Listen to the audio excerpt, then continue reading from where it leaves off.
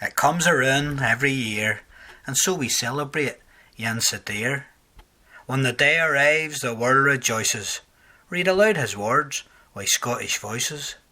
It doesn't matter where they're fae, folk love his verse, they love his way.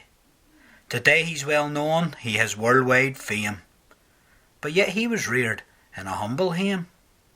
He grew up labouring fae a tender age, an unlikely backdrop for such a sage. Nae silver spoon met his mouth, hunger his companion, for by the truth. There's nae doubt young Rob's life was hard, but these are the ingredients that makes a bard. The reason why we praise his name so much is 'cause he aye wrote wi' the common touch. About mony a thing he did write, love, a moose, and why Scots men fight. But mair than that, we tak the same, and he used words like we do at hame. Dinna get me wrong, this hero was nae saint. Wi' women and wine he showed little restraint.